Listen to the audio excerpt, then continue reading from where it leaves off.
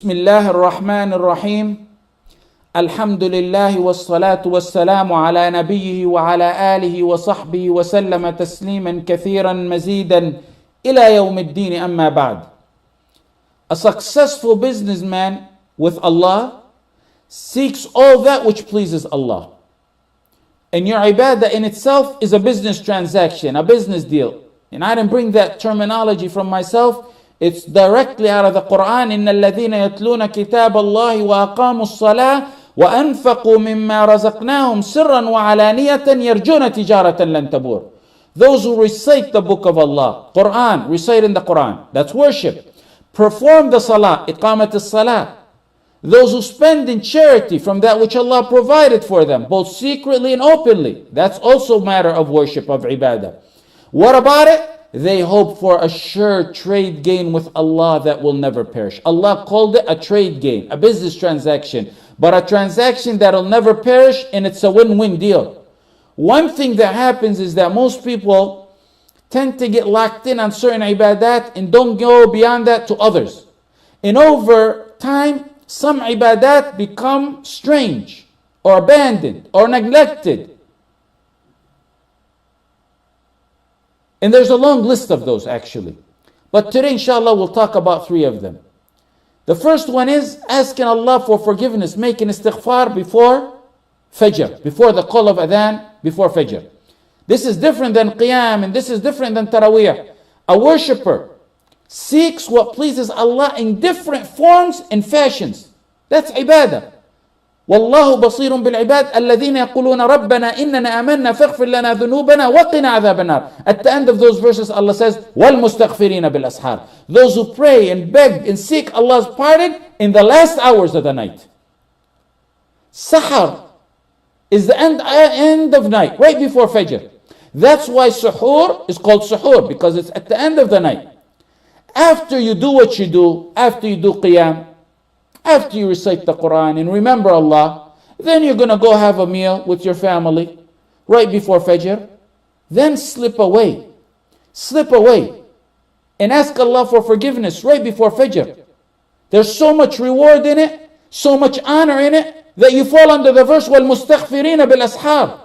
We said that Ramadan is the imanic therapy to start some more ibadat, to better yourself. Start gradually in this. Start slow. Maybe 5 minutes before Fajr, maybe 3 minutes before Fajr, go sit and make istighfar. Don't listen to this and get all hyped up and inspired and then go do hours, because sometimes that's a shaitanic tactic where he gets one to exert all his effort, gets inspired at something, exerts all his effort in one night, and then he leaves it. Ibadah is like when you buy a new car. They tell you got to break in the engine bit by bit. Don't go and drive at 70 miles per hour from the first day. You got to break the engine in. What little of ibadah you do that continues is better than a lump sum that vanishes. While everyone is sitting at the table eating suhoor and breakfast, conversing in possibly vain talk and sometimes sinful talk, take a step away and go do istighfar. Say 70 to 100 times like the Prophet ﷺ, astaghfirullah, or any fashion or form, make istighfar. That's the beginning of a new ibadah in your life. All the times are good for istighfar. All. But this time is the time recommended in the Quran. Do it and you'll be among those praised by Allah in the Quran. وَالْمُسْتَغْفِرِينَ بِالْأَسْحَارِ. You do it and inshallah you'll get Allah's forgiveness. فَقُلْ تُسْتَغْفِرُوا رَبَّكُمْ إِنَّهُ كَانَ غَفَّارًا. Allah will forgive those who seek forgiveness. You got financial problems? You're a couple having fertility problems? Istighfar is by a clear verse a medication for all that. And the best time is that time by suhoor. وَيُمْدِدْكُمْ بِأَمْوَالٍ وَبَنِينَ. You want strength? You want a position or promotion? You're trying to get in a university, they keep declining and rejecting you? Wallahi, head to istighfar and see. وَيَزِدْكُمْ قُوَّةً إِلَىٰ قُوَّتِكُمْ. Seek forgiveness from your Lord. He will send you from the sky abundant rain and add strength to your strength. A position, maybe a university you're trying to get, a promotion at work. You want to enjoy life? يُمَتَّعْكُمْ مَتَاعًا حَسَنًا. Seek forgiveness from your Lord. The verse says, seek forgiveness from your Lord and turn to Him in repentance. He'll grant you a good enjoyment in life. Ibn Kathir said this is in this life. Then the second sentence says, وَيُؤْتِ كُلَّ ذِي فَضْلٍ فَضْلًا. وَيُؤْتِ كُلَّ ذِي فَضْلٍ فَضْلًا. It's the life after. So you get both out of istighfar. You want to be saved from evil, from punishment of sins in this life and in the life after. وَمَا كَانَ اللَّهُ مُعَذِّبَهُمْ وَهُمْ يَسْتَغْفِرُونَ. The mercy of Allah descends upon you with istighfar. لَوْلَا تَسْتَغْفِرُونَ اللَّهَ لَعَلَّكُمْ تُرْحَمُونَ. If you have the mercy of Allah, what else do you need? Now tell me, is it worth it? Start in this blessed day, today. Make a determination to make it a habit. Right before Fajr, wake up a little bit early and make istighfar. Start with your tongue and make sure your heart is at the same pace as your tongue. Be consistent. And wallahi, you're going to see a change. If you doubt that, you're doubting the Quran. Now, a side issue. Why is the pre-dawn the time in the Quran specified? For a more special significance. And we know all times is good for istighfar, but why is it specified? Because that's the start of the day. A fresh, clean slate. That's what you need. So Allah can bless your day. So you will not be deprived of blessing. So when you start on a clean slate, forgiven from Allah, so Allah will bless your day. You're heading to work, a materialistic world and life. And Allah wants you to know the exact reason and purpose for why you were created. So make istighfar before your day begins. The entire 1/3 end of the night is a blessed time. I've talked about Qiyam plenty and about 1/3 end of the night, but this is a special moment out of the 1/3 end of the night to seek forgiveness in Allah. The second ibadah that's become somewhat strange is the ibadah of tafakkur, to ponder, to contemplate Allah's names and qualities and attributes, the power of Allah. Ponder over the verses of Allah, the universal verses, the sky, the earth, the mountains, the day, the night, the wind, and the textual signs in the Quran, the verses in the Quran. Ponder over Allah's creation and His power in creating. Pondering? Yes, pondering. Did you turn Sufiana suddenly? No. This is a worship mentioned in the Quran. إِنَّ فِي خَلْقِ السَّمَاوَاتِ وَالْأَرْضِ وَاخْتِلَافِ اللَّيْلِ وَالنَّهَارِ لَآيَاتٍ لِأُولِي الْأَلْبَابِ. What does the end of it say? الذين يذكرون الله قياما وقعودا وعلى جنوبهم ويتفكرون. What does tafakkur mean? That's ponder. They remember Allah in their prayers, standing, sitting, laying down on their sides, and they think deeply about the creation of the heaven and the earth.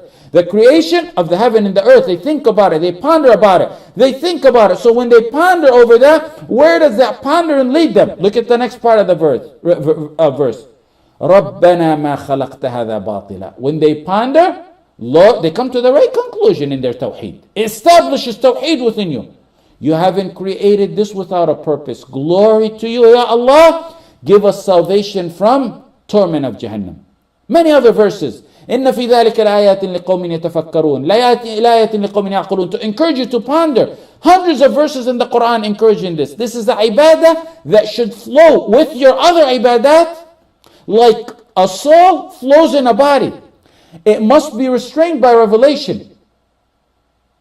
You can't take it as a source. It's a matter that must be restrained by revelation. The worship of contemplating and pondering unlocks the heart and brightens the heart with that which the heart was blocked off from due to the tar of sins. It removes that tar.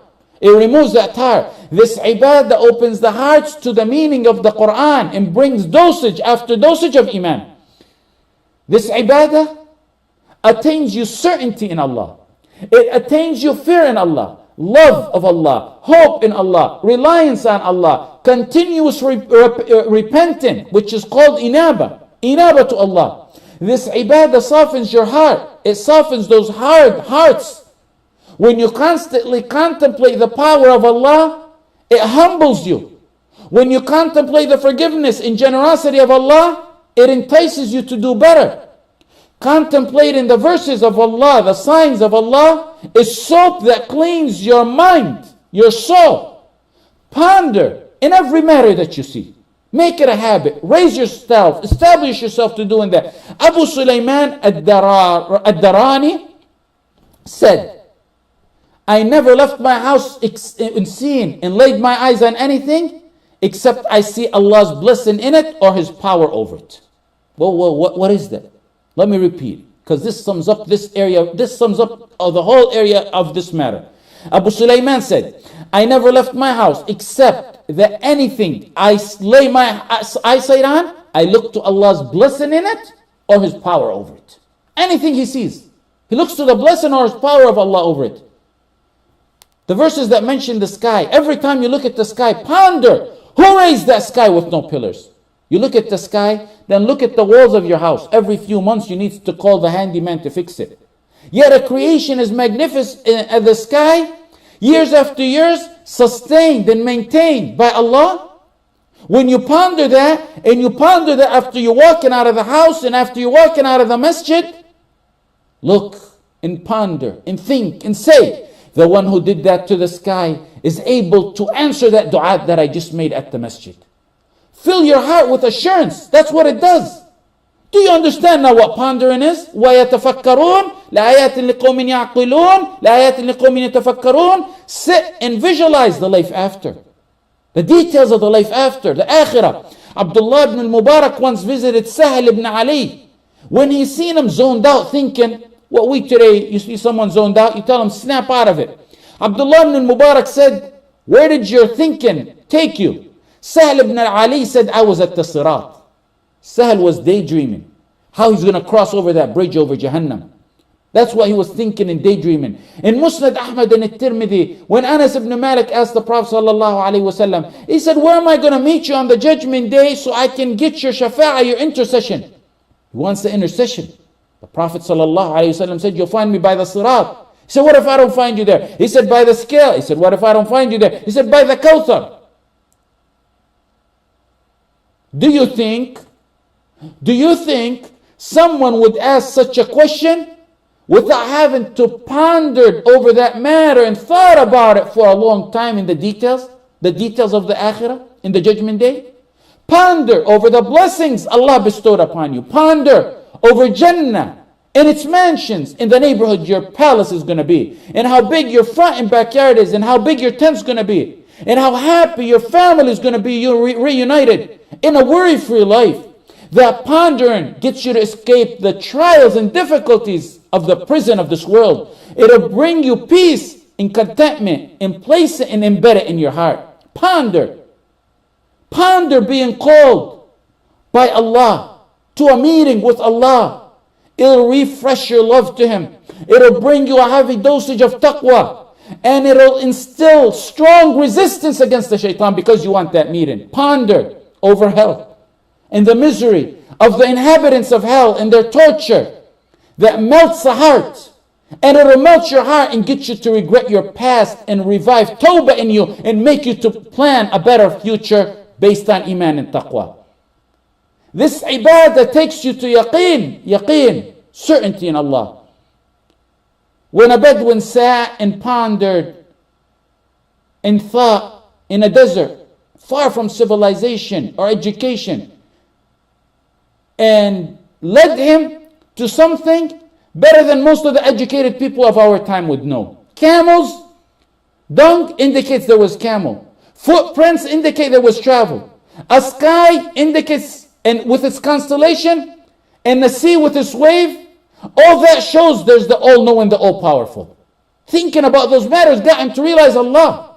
So the third and final matter, and neglected one, and final, because I said because of our time, is tabattul wal inqita' lillah. To sever yourself from all worldly matters and go to Allah. Every one of these worships is in the Quran.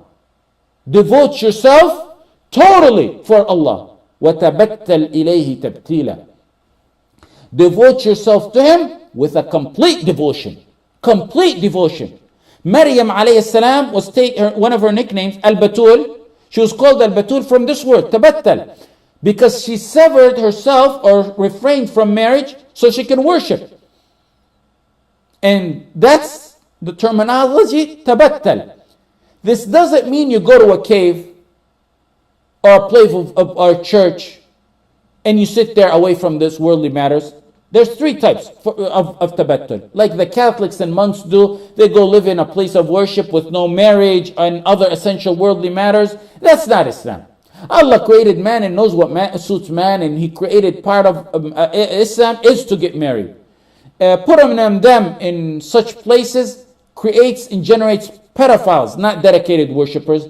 They've come to realize that now, which Islam taught us 14 centuries ago, and they're thinking about changing it. But Islam told us that because our guidance comes from Allah, the Creator, who knows what best suits us 14 centuries ago. The second type of tabattul, devotion, is to take a certain time out of your day, night, 1/3 end of the night, and be in seclusion with Allah. Sever this world behind you and spend some time with Allah, 5, 20 minutes, whatever it may be. Ibadah, salah, dhikr, dua, reciting, devoting yourselves totally to Allah, complete devotion. And of course, the best times of ibadah, among the best times of ibadah of the day and night is the 1/3 end of the night. The third type of tabattul, and there's only few of the masses of the ummah who Allah blesses with this, is to put your mind and soul in the life after. Devoted, full devotion. Physically, they're with you. They are people you see physically with you, but their mind is absent in heavenly matters. People who speak, when they speak, you think they're talking to you 100% thinking about what you're saying, but their mind is telling them, is what I'm saying halal or haram? Does it please or displease Allah? You may see them sad for some sadness that happens, but inside they're attached to Allah with contentment and acceptance of Allah's destiny decree. In a nutshell, it's really someone who's physically with you here, spiritually his mind is devoted in trying to please Allah.